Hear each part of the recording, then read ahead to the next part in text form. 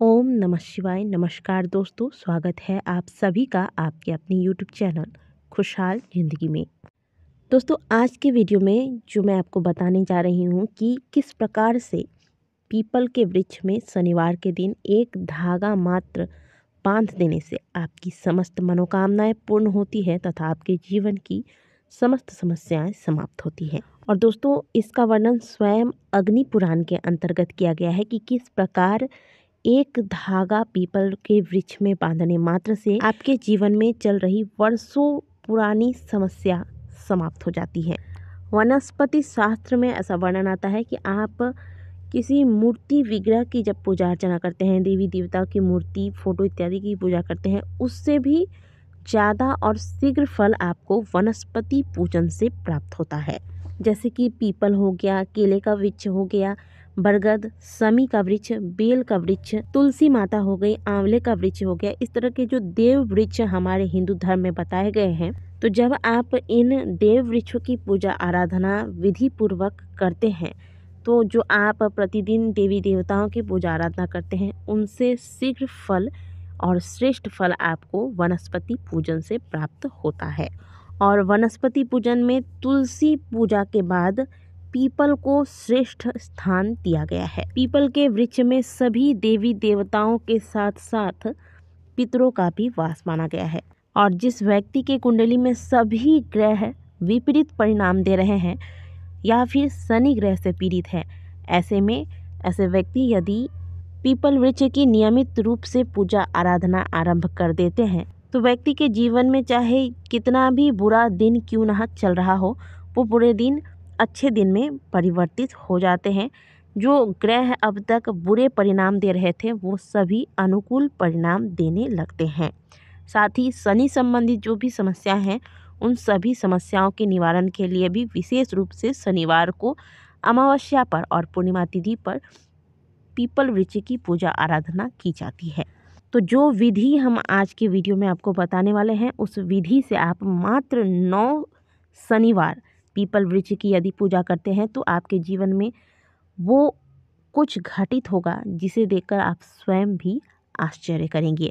वो समस्याएं जो काफ़ी लंबी समय से आपके जीवन में चल रही थी, वो सभी इस पूजन से समाप्त होंगी। इस पूजा को आप किसी भी शनिवार से आरंभ कर सकते हैं, शुक्ल पक्ष हो या कृष्ण पक्ष हो। बस सूतक काल में आप इस पूजा को आरंभ ना करें। इसके अलावा कभी भी इस पूजन को आरंभ किया जा सकता है। स्त्री भी कर सकते हैं, पुरुष भी कर सकते हैं। पीपल की पूजा में सबसे पहले तो आप इस नियम को ध्यान में रखिएगा कि जब भी आप पीपल वृक्ष की पूजा करते हैं, तो वह पीपल पुराना होना चाहिए, जो काफ़ी साल पुराना हो, जिसमें नित्य निरंतर पूजा अर्चना किया जाता हो।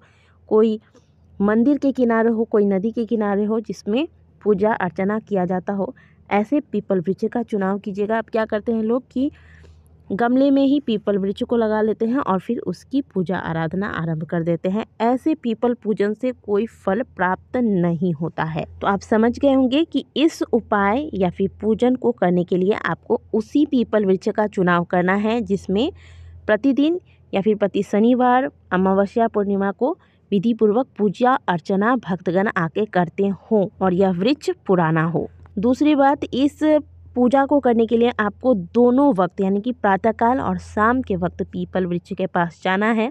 अब बहुत से लोग ऐसे होते हैं जो प्रातःकाल तो चले जाते हैं लेकिन शाम को नहीं जा पाते हैं, या फिर बहुत से लोग प्रातःकाल नहीं जा पाएंगे, शाम को जा पाएंगे। तो ऐसे लोग ऐसे उपाय को यानी कि इस उपाय को नहीं कर सकते हैं। इस उपाय को केवल वही लोग कर सकते हैं जो दोनों वक्त, दोनों समय, सुबह को और शाम को पीपल वृक्ष के पास जाकर पूजा कर पाएंगे। आपको प्रतिदिन नहीं जाना है, प्रति शनिवार को जाना है। तो आप थोड़ा सा कोशिश कीजिएगा तो ये कार्य आप कर सकते हैं।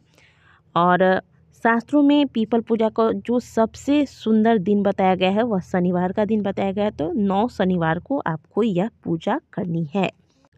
इस उपाय को आप नौकरी, व्यापार के लिए कर सकते हैं। संतान संबंधित कोई भी समस्या है, संतान नहीं हो पा रहा है, विवाह नहीं हो पा रहा है, या फिर जीवन की जो भी समस्याएं चली आ रही हैं, उन्हें निपटाना चाहते हैं, तो उसके लिए आप इस उपाय को कर सकते हैं। अब करना ये है कि शनिवार को प्रातःकाल आप जैसे प्रतिदिन शनिवार को पूजा अर्चना करते हैं, उसी प्रकार से पूजन करना है।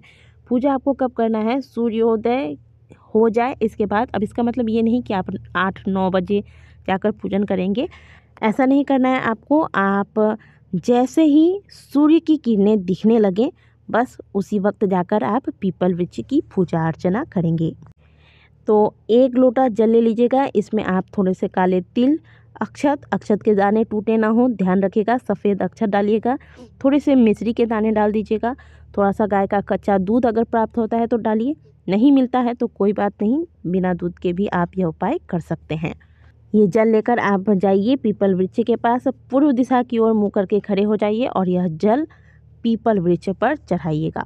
जल चढ़ाते वक्त भगवान विष्णु का नाम लेना है। भगवान विष्णु का कोई भी मंत्र आपको आता है तो उस मंत्र का जाप इस दौरान करते रहिएगा। ओम विष्णवे नमः या फिर ओम नमो भगवते वासुदेवाय नमः, ओम नमो नारायणाय नमः, इस प्रकार से इन मंत्रों का जाप, जो भी आपको मंत्र आता है, और अगर मंत्र नहीं आता है तो केवल भगवान विष्णु का नाम लेकर उनका स्मरण करके जल पीपल वृक्ष पर चढ़ा दीजिए। अब देखिए, किसी भी वृक्ष की पूजा जब आप करते हैं तो उसमें परिक्रमा लगाना बहुत आवश्यक होता है। बहुत समय ऐसा होता है कि वृक्ष ऐसे स्थान पर होता है जहाँ परिक्रमा लगाना संभव ही नहीं हो पाता। एक चीज़ याद रखिए कि पीपल वृक्ष की पूजा आप कर लेते हैं और उनकी परिक्रमा आप लगाते ही नहीं, तो ऐसे में पीपल वृक्ष के पूजा का कोई फल आपको प्राप्त नहीं हो सकता। अब यदि आप के पीपल वृक्ष में परिक्रमा लगाना पॉसिबल नहीं है, ऐसे स्थान पर है, तो आप क्या कीजिएगा कि शास्त्रों में एक जगह पे खड़े होकर घूमकर भी परिक्रमा लगाने का विधान बताया गया है, जिसे कि हम सभी प्रदक्षिणा करते हैं। जैसे हम सूर्य भगवान को जल देकर प्रदक्षिणा करते हैं ना, उस स्थान पर खड़े हो जाते हैं, गोल गोल घूमते हैं, बिल्कुल वैसा ही आपको कर लेना है अगर आप पीपल वृक्ष की परिक्रमा नहीं लगा पाते तो चाहे अपने स्थान पर 7 बार घूम जाएं, या फिर अगर परिक्रमा लगाने की व्यवस्था है तो आप पीपल वृक्ष के चारों ओर घूमकर 7 बार परिक्रमा लगाएं। अब आपको अपने साथ, जब आप पीपल वृक्ष के पास जाते हैं तो काला धागा या फिर सफ़ेद धागा भी ले सकते हैं, जो कच्चा धागा होता है वो लेकर जाना है। और ये धागा आपको अपने हाइट के बराबर, जितनी आपकी लंबाई है उतनी ही लंबाई के हिसाब से आपको यह धागा तोड़ लेना है। यानी कि पैर से लेकर सिर के बराबर आप इस धागे को नापकर इसे तोड़ लीजिएगा। ध्यान रखिएगा कि पैर आप इस धागे पर ना रखें। अब इस धागे को आप देखिए, पीपल के वृक्ष में हम जब भी पूजा करने जाते हैं उसमें धागा बहुत सारा लपेटा रहता है, तो आप उसी में इस धागे को फंसा दीजिएगा। देखिए, जो परिक्रमा का धागा होता है इसे कभी भी गांठ बांधकर बांधा नहीं जाता है। आप इसे फंसाकर फिर जब आप 7 बार परिक्रमा कर रहे हो तो इसी धागे से आप परिक्रमा कीजिएगा। वैसे तो आप अगर अपने हाइट के हिसाब से जब आप इस धागा को तोड़ेंगे तो हो सकता है कि एक बार ही यह धागा आप लपेट पाएँ।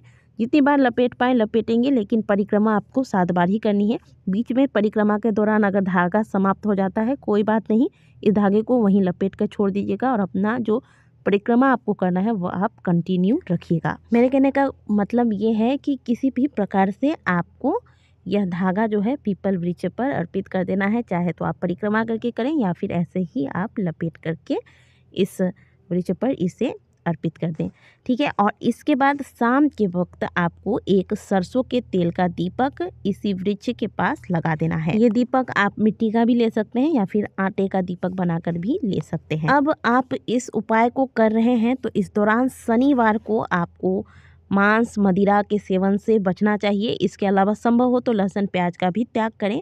और आज के दिन हजामत मत करवाइएगा, नाखून बाल कुछ भी आज के दिन नहीं कटवाना है। दोस्तों, इस नियम के साथ 9 शनिवार तक आप इस विधि से पीपल वृक्ष की पूजा अर्चना करते हैं। हमारे शास्त्र कहते हैं कि इससे आपकी जो भी पुरानी से पुरानी समस्या चली आ रही थी जीवन की, वह समाप्त होती है। महिलाएं पीरियड्स के दौरान इस उपाय को नहीं करेंगी, शुद्ध होने के बाद पुनः इस उपाय को आरंभ करेंगी। हो सकता है कि कुछ ऐसे भी लोग हों जिन्हें 9 शनिवार में इसका फल प्राप्त नहीं हो सके। हमारे ही द्वारा किए गए कुछ ऐसे कर्म होते हैं, कुछ ऐसे प्रारब्ध होते हैं जो जल्दी कटते नहीं हैं। लेकिन आप ऐसा मत सोचिएगा कि इस उपाय को करने से आपका जो प्रारब्ध है वो नहीं कटेगा, कटेगा जरूर। लेकिन कभी कभी कुछ ऐसे योग होते हैं हमारी कुंडली में, कुछ ऐसे ग्रह दोष होते हैं जो बहुत भारी होते हैं। तो यदि ऐसी स्थिति आपके साथ बन रही है तो आप ये जो धागा लपेटने वाली जो पूजा विधि है, जो पीपल पूजा की विधि हमने आपको बताई है, इसे आप छोड़िएगा नहीं, लगातार 33 शनिवार तक अवश्य कीजिएगा। अब 33 शनिवार तक करने के बाद आप देखिएगा कि आपकी जो भी समस्याएं हैं वह समाप्त हो चुकी हैं। और दोस्तों कुछ बहुत ज़्यादा भी आपको करना नहीं है, वैसे भी पीपल वृक्ष की पूजा आपको प्रत्येक शनिवार को करना ही चाहिए। तो बस विशेष विधि जो हमने आपको बताई है, इस विधि से आप प्रत्येक शनिवार को इस पूजा को करते रहें। और दी गई जानकारी यदि आपको अच्छी लगी होगी तो वीडियो को लाइक जरूर कीजिएगा। कमेंट बॉक्स में हर हर महादेव अवश्य लिखिएगा। मिलते हैं आपसे अगले वीडियो में, तब तक के लिए ओम नमः शिवाय, हर हर महादेव।